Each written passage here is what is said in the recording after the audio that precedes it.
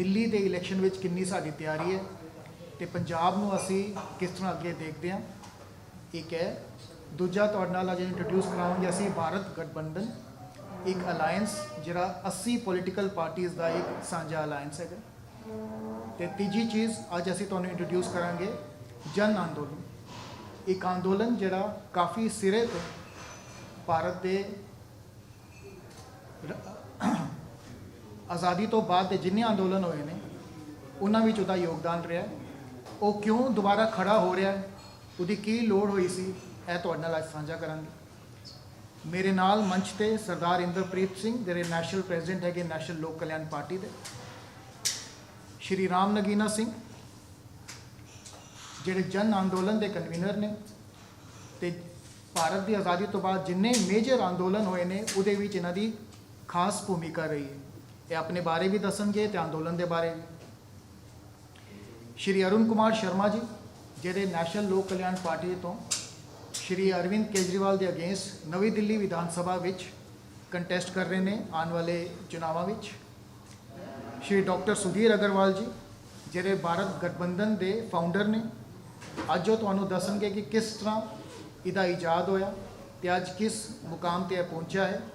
ਤੇ ਸਾਡੇ ਮੈਂਟਰ ਸ਼੍ਰੀ ਬਲਦੇਵ ਰਾਜ ਸੂਦ ਜੀ, ਇਹ ਸਾਰੇ ਸਤੰਭ ਨੇ, ਸੀਨੀਅਰਸ हैं, ਸਾਰੇ ਲੀਡਰਸ हैं ਜਿਹੜੇ ਅੱਜ ਸਾਰੇ ਇਕੱਠੇ ਹੋ ਕੇ ਇਕੱਤਰ ਹੋ ਕੇ ਇੱਕ ਠੋਸ ਨਵੀਂ ਪੋਲੀਟੀਕਲ ਸੋਚ ਦੇਣ ਵਾਸਤੇ ਅਗਰਸਰ ਹੋਏ ਨੇ। ਇਹਨਾਂ ਨੂੰ ਮਾਈਕ ਦੇਣ ਤੋਂ ਪਹਿਲਾਂ ਮੈਂ ਥੋੜੀ ਜਿਹੀ ਭੂਮਿਕਾ ਬਣਦਾ। ਨੈਸ਼ਨਲ ਲੋਕ ਕਲਿਆਣ ਪਾਰਟੀ ਨੇ ਪਹਿਲੇ ਐਲਾਨ ਕੀਤਾ ਸੀਗਾ ਕਿ ਅਸੀਂ ਕੁਝ ਸੀਟਾਂ ਤੇ ਹੀ ਆਪਣੇ ਕੈਂਡੀਡੇਟ ਦੇਵਾਂਗੇ, ਲੇਕਿਨ ਜਦੋਂ ਦਿੱਲੀ ਵਿੱਚ ਸਾਡੀ ਤਿਆਰੀ ਸਟਾਰਟ ਹੋਈ ਅਸੀਂ ਦੇਖਿਆ ਕਿ ਲੋਕਾਂ ਨੇ ਸਾਨੂੰ ਬੜੇ ਦੋਨੋਂ ਹੱਥਾਂ ਨਾਲ ਸਾਨੂੰ ਸਰਾਹਿਆ ਤੇ ਉਹਦੇ ਵਿੱਚ ਇਹ ਸਮਝ ਆਇਆ ਕਿ ਲੋਕਾਂ ਨੂੰ ਇੱਕ ਨਵਾਂ ਵਿਕਲਪ ਚਾਹੀਦਾ ਜਿਹੜਾ ਉਹਨਾਂ ਨੂੰ ਅਜਿਹਾ ਮਿਲਦਾ ਨਹੀਂ। ਜਿੰਨੀ ਵੀ ਬਾਕੀ ਛੋਟੀ ਪਾਰਟੀਆਂ ਨੇ ਜਿਨ੍ਹਾਂ ਦਾ ਸਰੂਪ ਡਿਫਰੈਂਟ ਹੈ ਉਹਨਾਂ ਮੇਨ ਸਟ੍ਰੀਮ ਪਾਰਟੀਆਂ ਤੋਂ, ਉਹ ਸਾਰੇ ਵੀ ਇਹਦੇ ਨਾਲ ਜੁੜਦੇ ਰਹੇ ਔਰ ਭਾਰਤ ਗਠਬੰਧਨ ਦੇ ਝੰਡੇ ਥੱਲੇ ਸਾਰੇ ਇਕੱਤਰ ਹੋਏ। ਕੋਈ ਨਵੀਂ ਸੋਚ ਤੋਂ ਪਹਿਲਾਂ ਜਿੰਨੇ ਵੀ ਵੋਟਰ ਹਾਂ ਅਸੀਂ, ਜਿੰਨੇ ਵੀ ਅਸੀਂ ਲੋਕ ਹਾਂ, ਸਾਨੂੰ ਇੱਕ ਨਵਾਂ ਐਕਸਕਿਊਜ਼, ਇੱਕ ਰੀਜ਼ਨ, ਇੱਕ ਪਹਿਲ ਚਾਹੀਦੀ ਹੈ ਜਿਹੜਾ ਸਾਨੂੰ ਸਾਰਿਆਂ ਨੂੰ ਇਕੱਠਾ ਕਰੇ। ਅਸੀਂ ਲੜੀਏ ਤੇ ਕਿਉਂ ਲੜੀਏ, ਸਾਨੂੰ ਗੁੱਸਾ ਹੈ ਤੇ ਕਿਉਂ ਗੁੱਸਾ ਹੈ। ਕੋਈ ਬਦਲਾਵ ਲਿਆਣਾ ਹੈ ਤੇ ਸਿਰਫ ਮੰਗਣ ਨਾਲ ਤਾਂ ਬਦਲਾਵ ਨਹੀਂ ਆਏਗਾ। ਕੋਈ ਪ੍ਰੋਬਲਮ ਦਾ ਸੋਲੂਸ਼ਨ ਲੱਭਣਾ ਹੈ ਤੇ ਸਿਰਫ ਸੋਚ ਕੇ ਤੇ ਨਹੀਂ ਆਏਗਾ।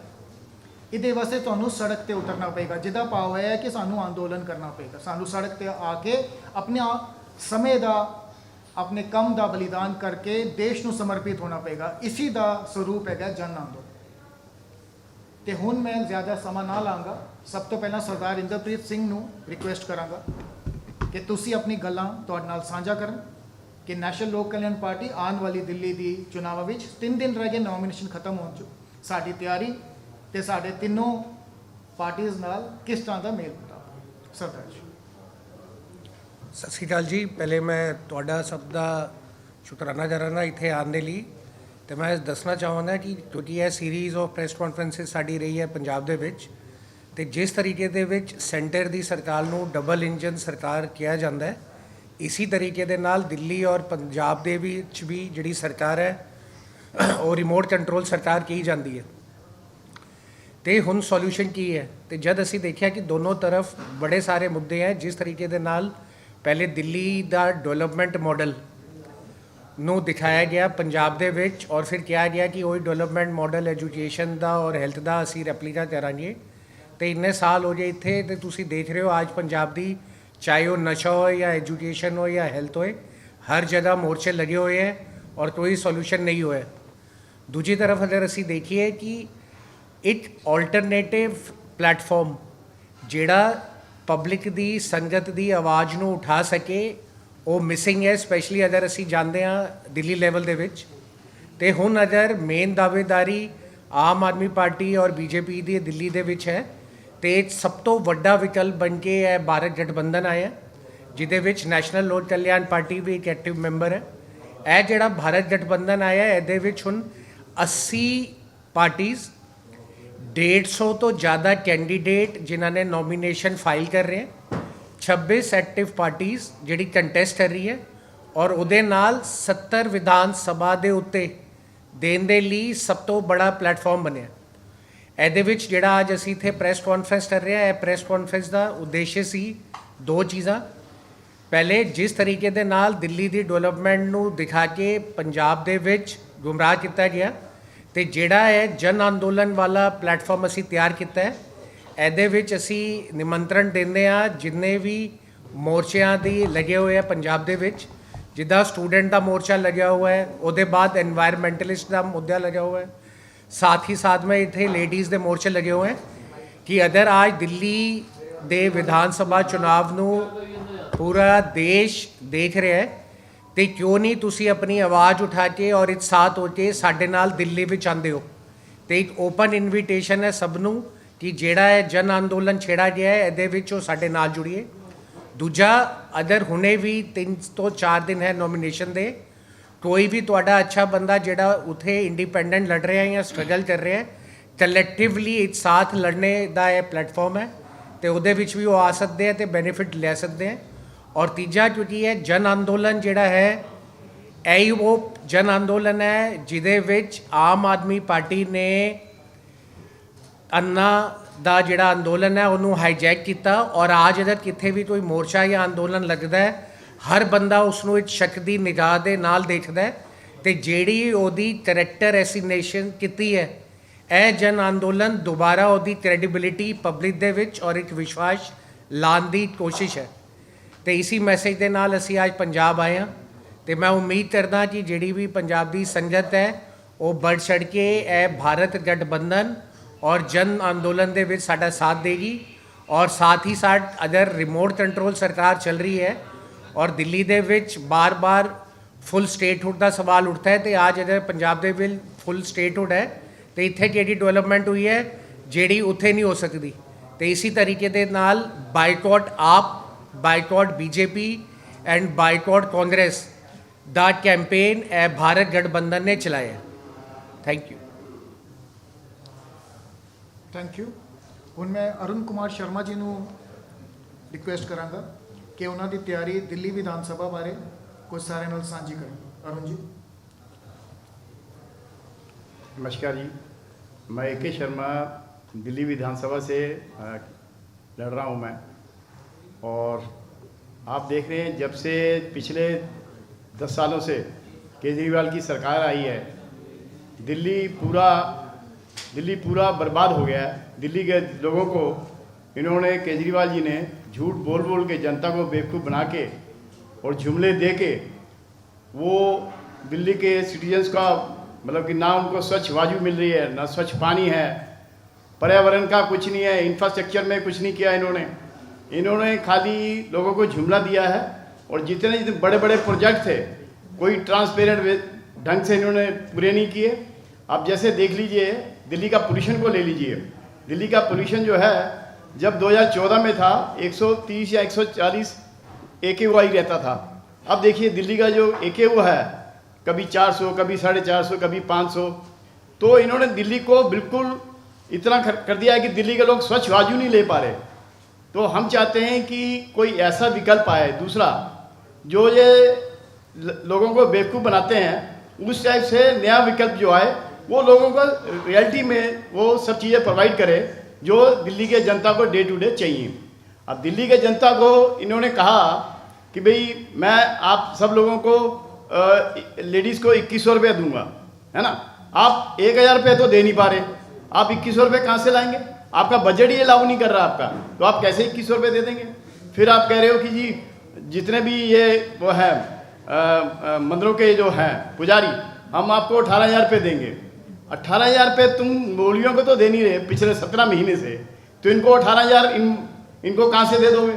तो खाली जुमले देना जो केजरीवाल जी का जो है बहुत गलत। जनता को चाहिए कि केजरीवाल का ये झूठ को देखें और इसको इस बार चुनाव में इसको बतलाएं कि भाई झूठ बोलने से आपको जनता लाइक नहीं करेगी और आपको वोट भी नहीं मिलेगी और आपका जो है आपको जाना पड़ेगा। तो हम चाहते हैं कि जनता इस बार समझे और इस जो इन्होंने विफलता की है इन्होंने वो हम उसको लाएं, उनको ठीक करें उन चीज़ों को।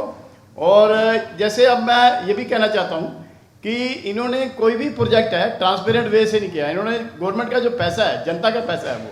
अब मैं बताता हूँ, दिल्ली में इन्होंने 4 टावर लिए, स्मोक टावर, 22-22 करोड़ के 4 टावर, यानी 88 CR के थे।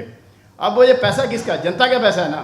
तो आपने वो सारे टावर बंद पड़े हुए हैं, और उनकी कोई भी चीज़, आप कोई चीज़ देते हैं, कम से कम ये तो देखिए उसकी प्रोडक्ट सपोर्ट है कि नहीं है। आपने वो टावर बनाए, टावर बंद पड़े हुए हैं, वो उसमें इन्होंने ट्रांसपेरेंट वे में कोई भी काम नहीं किया। तो हम चाहते हैं जनता इस बार समझे और उनको वोट दे जो काम करने वाले हैं। अब हमने ये गठबंधन जो बनाया हमने, हम 80 पार्टियां इसमें जुड़ी हैं और 26 पार्टियां इसमें पार्टिसिपेट कर रही हैं इलेक्शन में। तो मेरे हिसाब से लगता है कि इस बार जनता को, केजरीवाल जी को बताना चाहिए कि भैया तुमने जो किया है कुछ नहीं किया, हम आपको इस बार वोट नहीं देंगे, हम आने वाले विकल्प को देंगे जो जनता के लिए काम करे। Thank you. ਸਰ ਤੁਸੀਂ ਜਿਆਦਾ ਕੇਜਰੀਵਾਲ ਦੇ ਤੌਰ ਤੇ ਦੂਜੇ ਪਾਸੇ ਬੀਜੇਪੀ ਕਹਿ ਰਹੀ ਹੈ ਇਸ ਵਾਰ ਕਿ ਅਸੀਂ ਸੱਤਾ 'ਚ ਆ ਜਾਣਾ। नहीं, देखिए सत्ता तो अब जनता बदलाएगी ना, किसको आना है। हम चाहते हैं हम आए। देखिए बीजेपी ने भी कौन सा अच्छा काम किया है। ਤੇ ਤੁਸੀਂ ਕੇਂਦਰ ਦੀਆਂ ਨੀਤੀਆਂ ਖਿਲਾਫ ਪ੍ਰਚਾਰ ਕਰੋਗੇ ਬੀਜੇਪੀ ਦੀਆਂ ਜੋ ਸਰਕਾਰ नहीं, जो अच्छी नीतियाँ होंगी उनकी भी लेंगे, और जो केजरीवाल जो अच्छे काम कर रहा है वो भी रखेंगे हम आप उसमें। बट बीजेपी केंद्र मोदी सरकार खिलाफ भी करोगे प्रचार? नहीं, मोदी, देखिए हमारा ये है कि जो भी सरकार है, प्रचार हमारा ये है कि जनता को एक अच्छी सरकार लानी चाहिए, अच्छे लोगों को चुनना चाहिए जनता को। हम चाहते हैं कि जनता उन लोगों को चुने जो जनता को काम करे। अभी पिछले बार आप देखिए, पिछले जब 70 सालों से अब देखिए देश का क्या हाल है। पहले बीजेपी, फिर कांग्रेस, अब ये आप पार्टी। मैं कह रहा हूँ कि कुछ भी किसी ने काम नहीं किया, जनता को बेवकूफ़ बनाया। हम चाहते हैं जनता समझे इस बात को और उसको चुन कर लाए जो देश के लिए काम करे। ਪੰਜਾਬ ਦੀ ਕਿਹੜੀ ਪਾਰਟੀ ਤੋਂ ਬਿਨਾਂ ਜੁੜਨ ਜਾ ਰਹੀ ਹੈ? हाँ जी, ਪੰਜਾਬ ਦੀ ਕਿਹੜਾ ਗਠਬੰਧਨ ਜੁੜੇਗਾ ਤੁਹਾਡੇ ਨਾਲ? पंजाब ने साढ़े भाई ਮੈਂ ਦੱਸਦਾ। ਮੈਂ ਇਹ ਕਹਿਣਾ ਚਾਹੁੰਦਾ ਤੁਹਾਨੂੰ ਕਿ ਜਿਹੜਾ ਅਸੀਂ ਇਹ ਕੈਂਪੇਨ ਔਰ ਪੂਰਾ ਬਣਾਇਆ ਹੈ ਭਾਰਤ ਗਠਬੰਧਨ, ਇਹਦੀ ਨੀਂਹ ਵੀ ਰੱਖੀ ਹੈ ਬਾਈਕਾਟ ABC, ਯਾਨੀ ਬਾਈਕਾਟ ਆਪ, BJP ਐਂਡ ਕਾਂਗਰਸ। ਜਿਸ ਵੀ ਬੰਦੇ ਨੇ ਉੱਥੇ ਔਰ ਇੱਥੇ ਸਪੋਰਟ ਨਹੀਂ ਕੀਤਾ ਹੈ, ਅਸੀਂ ਉਨ ਸਭ ਦੇ ਖਿਲਾਫ ਆ, ਕਿਉਂਕਿ ਅਸੀਂ ਦੇਖ ਚੁੱਕੇ ਹਾਂ ਹਰ ਜਗ੍ਹਾ ਕੀ ਹੋ ਰਿਹਾ। ਦੂਜਾ ਜਿਹੜੇ ਇੱਥੇ ਵੀ ਗਠਬੰਧਨ ਹੈ ਉਹ ਹੋ ਜੇ ਇੱਕ ਤੇ ਪੋਲੀਟੀਕਲ ਔਰ ਇੱਕ ਹੋ ਜੇ ਸੋਸ਼ਲ ਐਕਟਿਵਿਸਟ, ਜਿੱਦਾਂ ਹਰ ਜਗ੍ਹਾ ਮੋਰਚਾ ਲੱਗਿਆ ਹੋਇਆ। ਅਤੇ ਸਾਡੀ ਇਹ ਅਪੀਲ ਹੈ ਕਿ ਅਗਰ ਤੁਸੀਂ ਇੱਥੇ ਬੈਠੇ ਹੋ ਔਰ ਇੱਥੇ ਮੋਰਚਾ ਲਗਾ ਰਹੇ ਹੋ, ਜਿਹੜਾ ਨੈਸ਼ਨਲ ਔਰ ਇੰਟਰਨੈਸ਼ਨਲ ਸਾਡੇ ਵੀਰਾਂ ਤੱਕ ਜਾਂ ਦੁਨੀਆ ਤੱਕ ਨਹੀਂ ਪਹੁੰਚ ਪਾ ਰਿਹਾ, ਅਗਰ ਉਹੀ ਮੋਰਚਾ ਤੁਸੀਂ ਸਾਡੇ ਜਨ ਅੰਦੋਲਨ ਦੇ ਨਾਲ ਮਿਲ ਕੇ ਲਗਾਉਂਦੇ ਹੋ ਦਿੱਲੀ ਦੇ ਵਿੱਚ, ਤੇ ਇੱਕ ਬੜੀ ਆਵਾਜ਼ ਔਰ ਬੜੀ ਗੂੰਜ ਜਾਏਗੀ।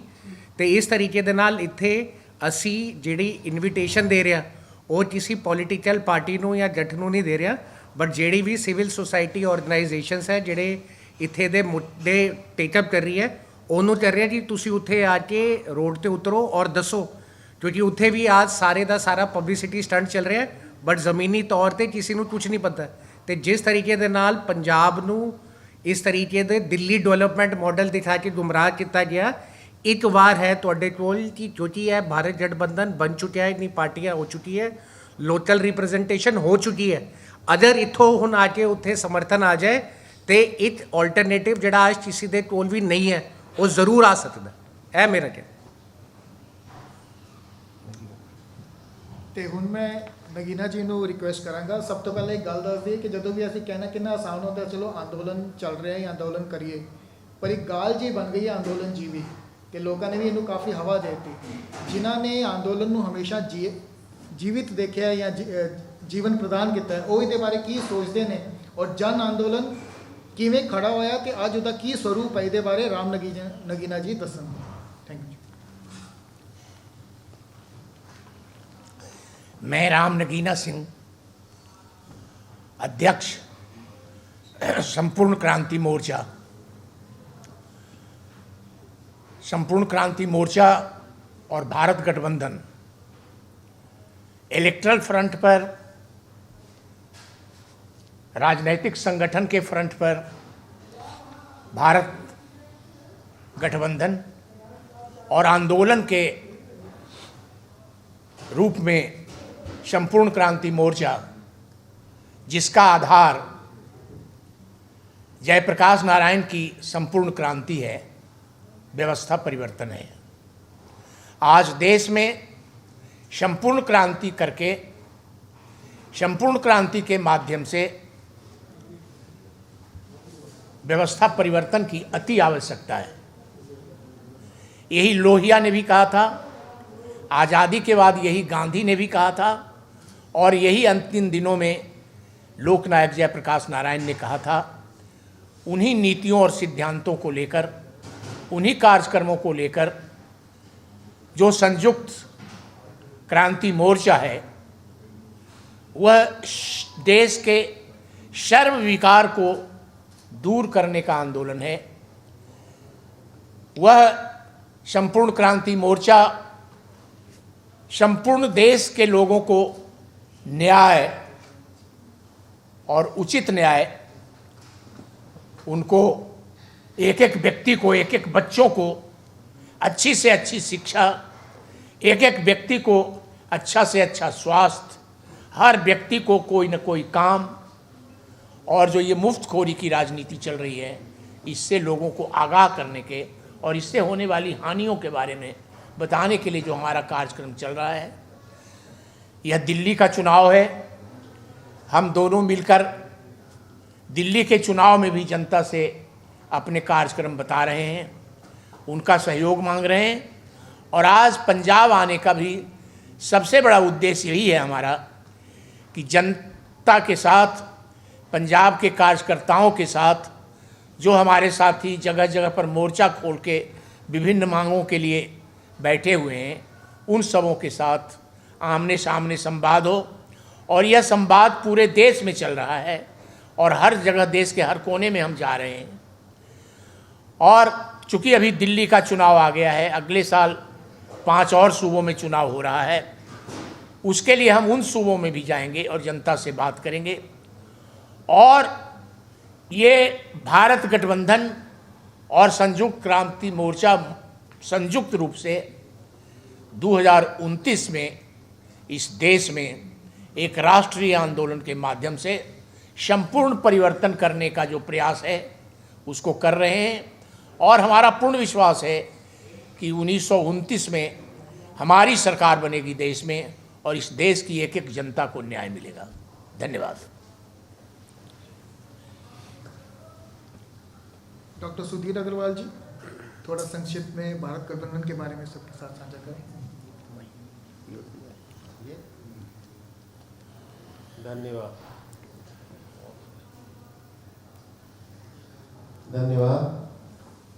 मुझे पहले मैं माफ़ी चाहूँगा आप लोगों से कि मुझे भाषण देना आता नहीं। मैं प्रयास करता हूँ अपने विचारों को आप तक पहुँचाने के लिए।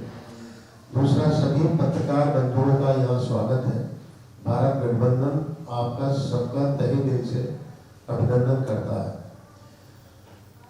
भारत गठबंधन, जैसा आपने कहा कि भारत गठबंधन के बारे में बताया कैसे शुरुआत हुई, तो ये हमने मार्च 2022 से देश की सभी बड़ी छोटी सभी पार्टियों को अपना पत्र भेजा 2 पेज का, और पार्टियां जुड़ती गई। पहले 150 से ज़्यादा जुड़ी, फिर उसके बाद हम छाटते चले गए, जिससे ईमानदारी को, यानी भ्रष्टाचार रहित राजनीति, उसमें जिनका विश्वास हो, और जितना भी कॉरपोरेट्स पूरे दुनिया को लूट रहे हैं उनके खिलाफ बोलने का मादा हो जिनमें, उन लोगों को जोड़ा हमने।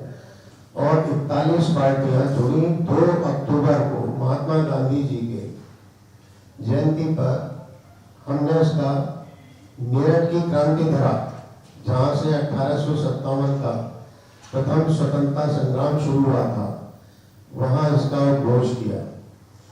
और उसमें तमिलनाडु से लेके दिल्ली तक की पार्टियां और बिहार और उत्तर प्रदेश की पार्टियां भी थी। 11 राज्य थे, केरल, आंध्र प्रदेश, तेलंगाना वगैरह।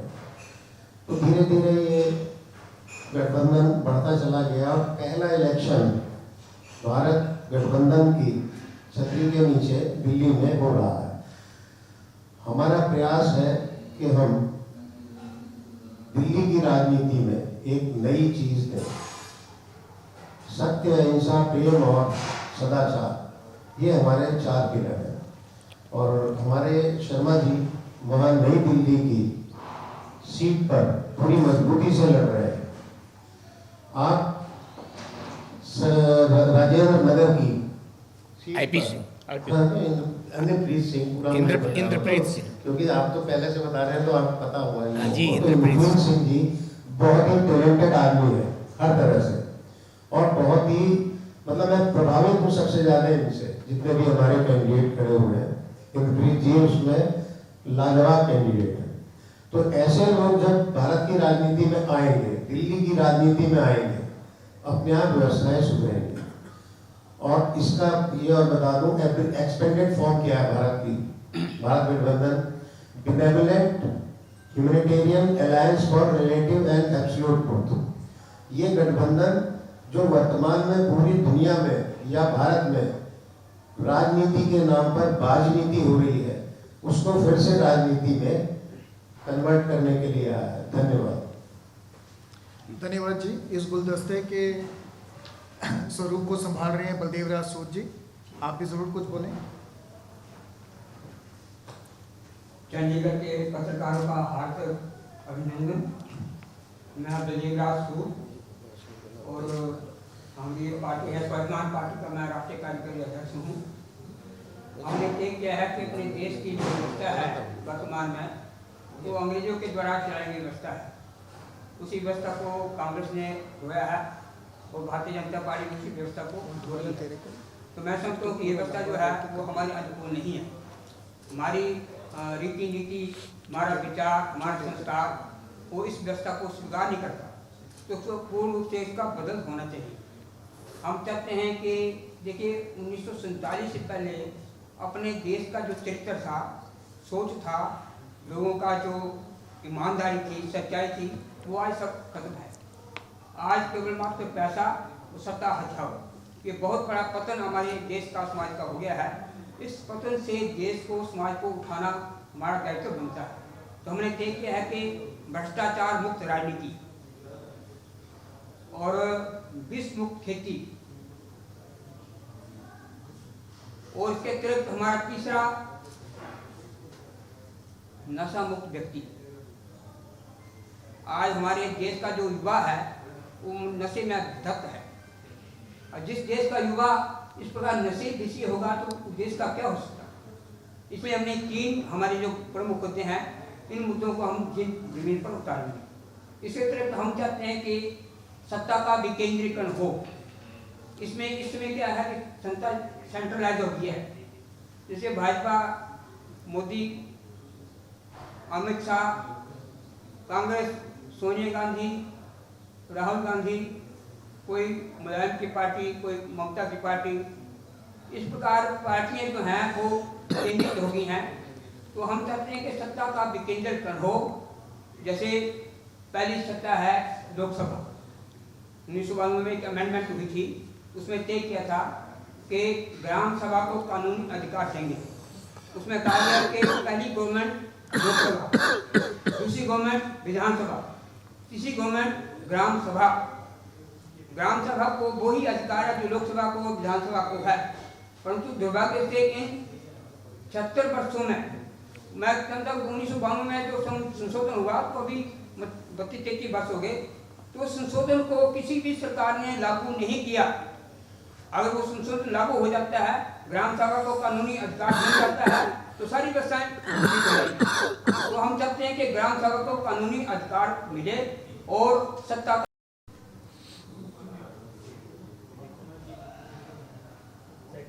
का विकेंद्रीकरण हो। इसी प्रकार अर्थ का भी विकेंद्रीकरण होना चाहिए। वर्तमान में देश की संपत्ति का 63% भाग 1% लोगों के पास आ गया है, बाकी 27% भाग जो है वो 140 करोड़ लोगों के पास है। गरीब गरीब होता जा रहा है, अमीर अमीर होता जा रहा है। अंबानी अपनी लड़की की शादी के लिए सोने की कार दहेज में देता है, परंतु एक गरीब बेचारा वो क्या करेगा।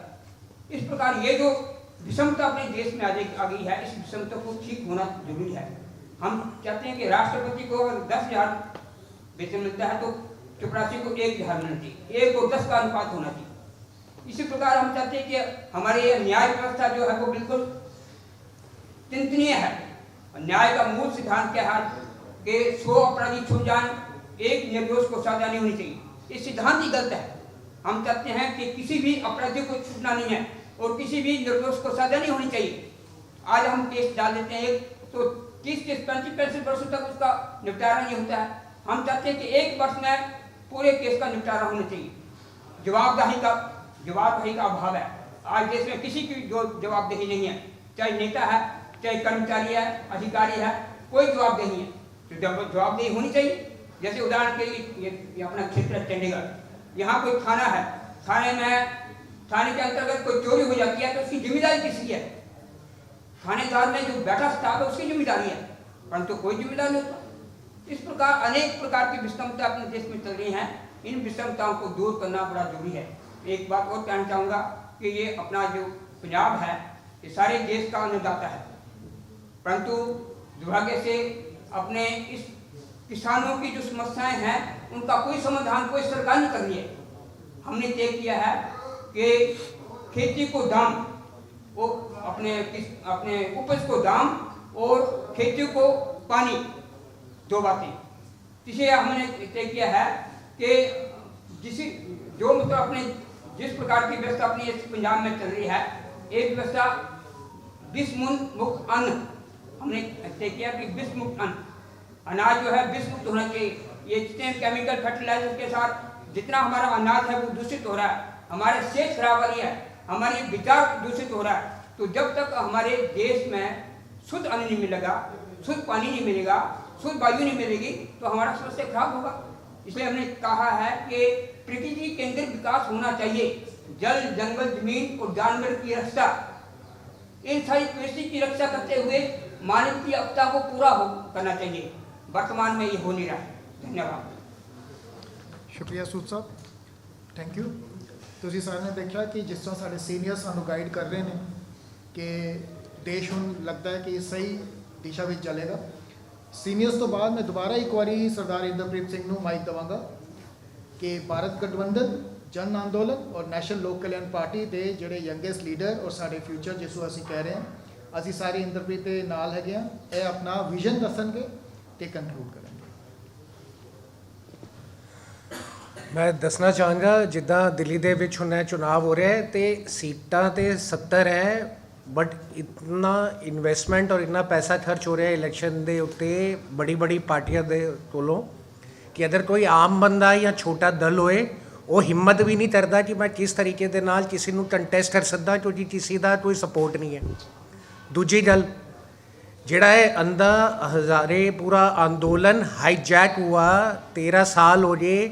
ਕਿੰਨੇ ਸਾਰੇ ਅੰਦੋਲਨ ਕ੍ਰਾਂਤੀ ਅੱਜ ਸਾਡੇ ਵਿੱਚ ਨਹੀਂ ਹੈ ਤੇ ਇੱਕ ਮੁਹਿੰਮ ਸੀ what is the alternative. But ਅੱਜ ਅਗਰ ਕੋਈ ਵੀ ਮੋਰਚਾ ਹੁੰਦਾ ਹੈ, ਚਾਹੇ ਉਹ ਪੰਜਾਬ ਦੇ ਵਿੱਚ ਹੋਏ ਜਾਂ ਕਿੱਥੇ ਵੀ ਹੋਏ, ਹਰ ਬੰਦਾ ਸੋਚਦਾ ਹੈ ਕਿ ਇਹਦੇ ਵਿੱਚ ਕੋਈ ਨਾ ਕੋਈ ਹਿਡਨ ਏਜੰਡਾ ਹੈ। ਤੇ ਇਹ ਜਿਹੜਾ ਹਿਡਨ ਏਜੰਡਾ ਹੈ ਜਾਂ ਕਿਉਂ ਮੋਰਚਾ ਹੋ ਰਿਹਾ ਜਾਂ ਇਹਦੇ ਪਿੱਛੇ ਕੌਣ ਹੈ, ਇਹ ਕਦੀ ਵੀ ਪਹਿਲੇ ਨਹੀਂ ਹੁੰਦਾ ਸੀ। ਜੇਪੀ ਅੰਦੋਲਨ ਹੋਇਆ, ਉਹਨੇ ਸਾਬਿਤ ਕੀਤਾ ਕਿ ਜਨਤਾ ਦੇ ਵਿੱਚ ਕੀ ਤਾਕਤ ਹੈ ਤਖਤਾ ਪਲਟ ਕਰਨ ਦੀ। ਤੇ ਅੱਜ ਅਗਰ ਅਸੀਂ ਸਾਰੇ ਮਿਲ ਕੇ ਜਿਹੜਾ ਹੈ ਭਾਰਤ ਗਠਬੰਧਨ ਬਣਿਆ, ਸਭ ਤੋਂ ਪਹਿਲੇ ਇਹ ਸੋਚਿਆ ਗਿਆ ਕਿ ਜਿਹਦੇ ਕੋਲ ਰਿਸੋਰਸਿਸ ਨਹੀਂ ਹੈ ਬਟ ਉਹਦੀ ਇੱਕ ਉਮੀਦ ਹੈ, ਇੱਕ ਹੈ ਕਿ ਬਈ ਕੋਈ ਕੁਝ ਕਰ ਸਕੇ ਆਪਣੇ ਸਮਾਜ ਦੇ ਲਈ, ਤੇ ਉਹ ਕਿਸ ਤਰੀਕੇ ਦੇ ਨਾਲ A, B ਔਰ C ਨੂੰ ਦਿੱਲੀ ਦੇ ਵਿੱਚ ਮਾਤ ਦੇ ਸਕਦਾ ਹੈ। ਤੇ ਉਹਦੇ ਲਈ ਭਾਰਤ ਗਠਬੰਧਨ ਨੂੰ ਐਕਟਿਵ ਕੀਤਾ ਗਿਆ ਔਰ ਰਿਸੋਰਸਿਸ ਪੂਲ ਕਰਨ ਦਾ सिस्टम बनाया गया।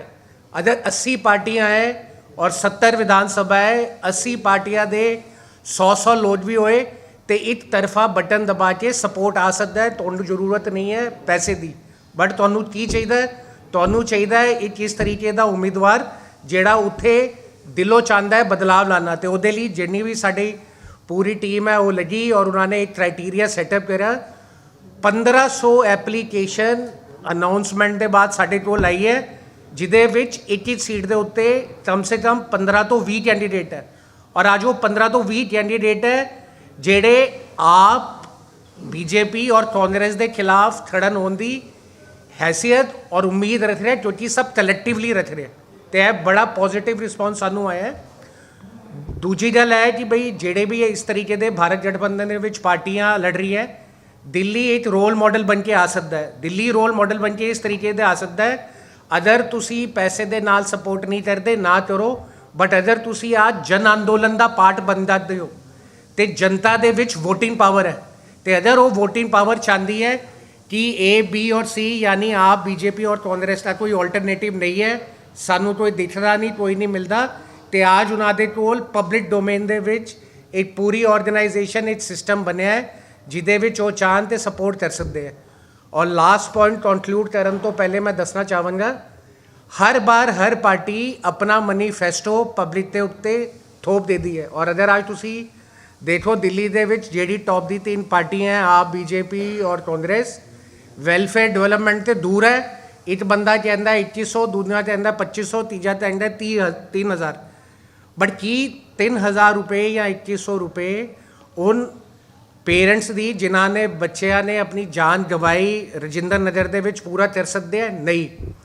राघव चड्डा और दुर्गेश पाठक जेडे आज उत्थे रजिंदर नगर कॉन्स्टिट्यूएंसी तो हैं, आज वो आके पंजाब चला रहे हैं, बट जेडी उन्होंने पेरेंट ओरिजिनल कॉन्स्टिट्यूएंसी सी रजिंदर नगर दी 50% उत्थे इकनॉमी डाउन है। तो अगर तुहाडी एक विधान सभा ही डाउन है और तुसी आके दावा करो कि तुहाडी स्टेट डेवलपमेंट करेगी, तो अगर तुसी उत्थे ही नहीं संभाल पा रहे तो कित्थे संभाल पाओगे? तो इसी अपील दे नाल कि एक बारी ए नैशनल जेड़ा दिल्ली का चुनाव है उहदे विच जेड़े भी मोर्चे लगे हुए हैं पंजाब दे विच, वो साडे नाल आके ए जन अंदोलन का पार्ट बने। उहदे नाल जेड़ा असी 20 और 21 तारीख नूं पहली बार पार्टी का मैनीफेस्टो नहीं, पब्लिक का मैनीफेस्टो, यानी जेड़ा असी जन घोषणा पत्र जेड़ा 6 महीने अलग अलग संस्थावां दे नाल मिल के बनाया जा रहा है, कुछ इस तरीके भी मुद्दे आएंगे जेड़े शायद तुसी कभी सुने ही नहीं होए।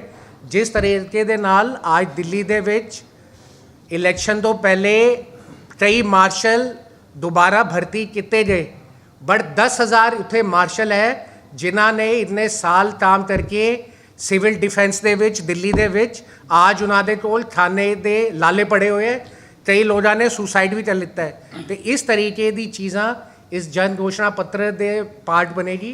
तो मैं अपनी पूरी टीम दे वालों तुहाडा सब दा धन्यवाद करदा और एक उम्मीद करदा कि कम से कम यह चीज़ जिहड़ी उत्थे दी मीडिया नहीं उठांदी इथों उठे, और जेड़े भी लोग एक्टिवली इस जन अंदोलन दे विच या पार्टिसिपेशन दे विच साडे नाल जुड़ना चाहे जुड़े, ताकि डबल इंजन सरकार और रिमोट कंट्रोल दी सरकार दा विकल्प पूरे देश दे फिर सामने एक बारी आ जाए।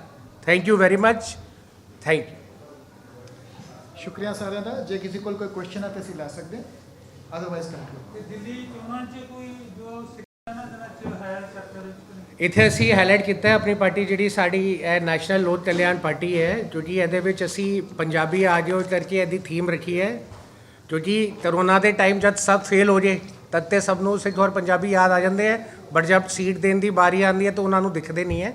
ਅਤੇ ਅਸੀਂ ਔਨਰੇਬਲ ਪ੍ਰੈਜ਼ੀਡੈਂਟ LG ਆਫ ਦਿੱਲੀ ਉਹਦੇ ਨਾਲ ਪ੍ਰਾਈਮ ਮਿਨਿਸਟਰ ਹੋਮ ਮਿਨਿਸਟਰ ਨੂੰ ਐਪਲੀਕੇਸ਼ਨ ਲਿਖੀ ਸਾਡੀ ਸੰਸਥਾ ਦੇ ਵੱਲੋਂ ਕਿ ਅੱਜ ਵੀ 40 ਸਾਲ ਦੇ ਬਾਅਦ 1984 ਨੂੰ ਵਿਡੋਜ਼ ਕॉलोनी ਬੋਲਾ ਜਾਂਦਾ ਹੈ, ਬਟ ਇਹ ਉਹੀ ਵਿਡੋਜ਼ ਹੈ ਜਿਨ੍ਹਾਂ ਨੇ 40 ਸਾਲ ਤੱਕ ਆਪਣੇ ਪਰਿਵਾਰਾਂ ਨੂੰ ਦੁਬਾਰਾ ਮਜ਼ਬੂਤ ਕੀਤਾ, ਅਤੇ ਇਹਦਾ ਨਾਮ ਚੇਂਜ ਹੋਣਾ ਚਾਹੀਦਾ। ਅਤੇ ਜਦ ਅਸੀਂ ਇਹ ਐਕਟੀਵਿਟੀ ਕੀਤੀ, ਇਹ ਐਕਟੀਵਿਟੀ ਕਰਨ ਦੇ ਬਾਅਦ ਇਮੀਡੀਏਟਲੀ 24 ਘੰਟੇ ਦੇ ਵਿੱਚ ਅੱਜ ਉਹ ਵਿਡੋਜ਼ ਕॉलोनी ਦਾ ਨਾਮ ਮਾਈ ਭਾਗੋ ਦੇ ਨਾਮ ਦਾ LG ਨੇ ਅਨਾਊਂਸ ਕੀਤਾ। ਅਤੇ ਇਹ ਸਾਡੀ ਐਫਰਟ ਸੀ ਜਿਹੜੀ ਜੁਆਇੰਟਲੀ भारत गठबंधन ने भी सपोर्ट की थी और रंग लेके आए। चाहे बहाना इलैक्शन ही बना होए, बट कुछ तो होया जिहड़ा 40 साल तो नहीं होया। इस तरीके के भी कई एजेंडे उत्थे रखे गए।